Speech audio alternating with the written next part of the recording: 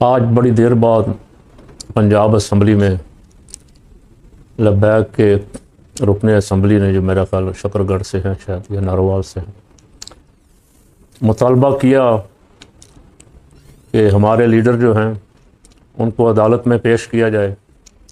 وہ پاکستانی ہیں، پاکستان کے شہری ہیں، ان کا حق بنتا ہے۔ ان کو غائب کیا ہوا ہے، جو کسی صورت بھی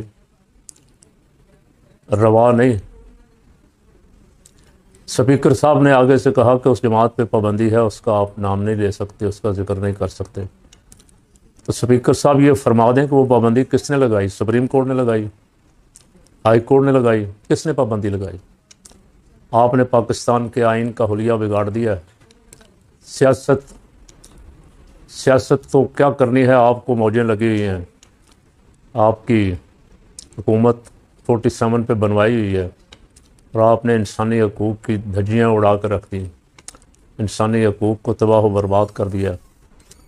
اور ایک بی بی ایمان مزاری 17 سال کی سزا، مارنگ بلوچ عمر قید کی سزا، اور Yasmin Rashid doctor cancer patient, اور اس کو 280 سال کی سزا جو بنتی ہے مختلف کیسوں کو جمع کر کے۔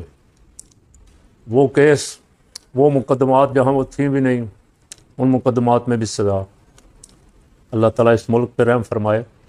کہاں تک آپ جائیں گے؟ لبیک والوں نے کیا قصور کیا تھا؟ لبیک والوں نے لبیک یا اقصیٰ کا نعرہ لگایا تھا، آپ ناراض ہو گئے، غصے ہو گئے، اور غصہ اتنا کہ ان کے سارے حقوق کی تلف کر لیے۔ کسی زمانے میں سپریم کورٹ ایسے کیسوں کی سنوائی کرتا تھا اور حکومت کے بنائے ہوئے اس طرح کے جعلی کیس اڑا دیتا تھا، جیسے ولی خان اور ANP کو غدار قرار دیا بھٹو صاحب نے، جماعت بین کر دی، سپریم کورٹ نے اڑا دی۔ سپریم کورٹ کا ڈر ہوتا تھا، وہاں سپریم کورٹ بھٹو کے نواسے نے ختم کروا کے آئینی عدالت، جس کے لیے وہ بڑی اچھل کود انہوں نے کی کہ آئینی عدالت چاہیے مجھے، وہ آئینی عدالت بنوا کے اب کوئی سپریم کورٹ بھی جائے گا تو کیا ملے گا وہاں سے؟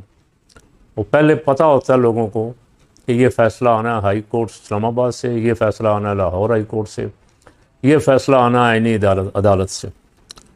تو میں صرف اتنا کہنا چاہتا ہوں ملک احمد اعوان صاحب اور نون لیگ کی قیادت کو کہ یہ وقت سب پہ آتا ہے، اس کا خیال کریں۔ آج تحریک انصاف اور تحریک لبیک والے اگر زیر عتاب ہیں تو کل کسی اور کا نمبر لگ جائے گا، اس سے آگے کسی اور کا نمبر لگ جائے گا۔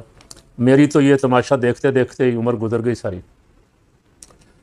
میں 70 سے دیکھ رہا ہوں تقریباً، ہوش سنبھال لیا تھا الحمدللہ اس وقت، اور جو کچھ ہوا اس الیکشن میں اور 71 کی جنگ میں، پھر جس طرح پاکستان کے آئین کے ساتھ جو کچھ ہوا، جیسا کیسا بھی بنا، لوگ فخر کرتے تھے کہ آئین بن گیا، آئین یہ ہو گیا وہ ہو گیا، اس کو تہس نہس کر دیا گیا۔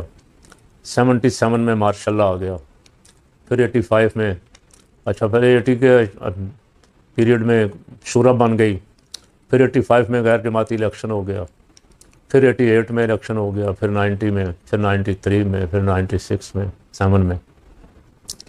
تو یہی کچھ دیکھتے آ رہے ہیں۔ آج کوئی وزیر اعظم ہے، کل اندر ہے، آج کوئی وزیر اعظم ہے، کل ملک بدر ہے، آج کوئی صدر ہے، کل فارغ ہے۔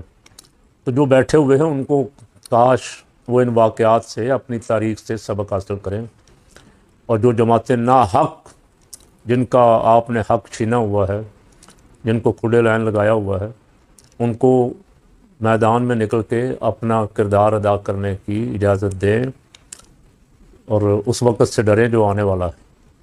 اور اس خبریں تو آ رہی ہیں، کرپشن کی فائلیں بن رہی ہیں۔ پتہ نہیں کوئی صاحب کہہ رہے تھے، فیصل واڈا تھے یا کون تھے، کہ 500 صفحے کی 2 فائلیں تو میرے پاس ہیں کرپشن کی۔ نام بھی لے رہے ہیں لوگ کون کون ملوث ہے، لیکن نام تو تھوڑوں کے لے رہے ہیں۔ یہاں تو آوے کا آوا ہی بگڑا ہوا ہے۔ وزیر داخلہ نے کہا کہ 100 ارب روپیہ پاکستان سے چرا لیا گیا ہے، اور جتنا قرض لیا گیا ہے وہ کہاں گیا ہے، یہ وزراء بھی سوال کرتے پھرتے ہیں۔ تو اس لیے وقت سے احمد اعوان صاحب اس وقت کو پیش نظر رکھے جو آنے والا ہے۔ فاعتبروا یا اولی الابصار، اللہ کریم ارشاد فرما رہا لقد کان فی قصصہم عبرۃ لأولی الالباب، یہ واقعات جو ہم بیان کرتے ہیں ان میں عقل والوں کے لیے عبرت ہے۔ تو اس سے خوشی یہ ہوئی کہ چلیں کوئی بولا تو ہے آج اسمبلی میں، پہلے بولنا چاہیے تھا، بہت پہلے بولنا چاہیے تھا، لیکن چلیں جتنے جوگا بیچارہ وہ ایم پی ہے وہ اس کے حساب سے اس نے اپنا حق ادا کیا۔ اللہ تعالیٰ حکمرانوں کو سوجھ بوجھ نصیب فرمائے اور یہ ظلم والے رستے، پابندیوں والے رستے پاکستانیوں پہ لگانے سے محفوظ فرمائے۔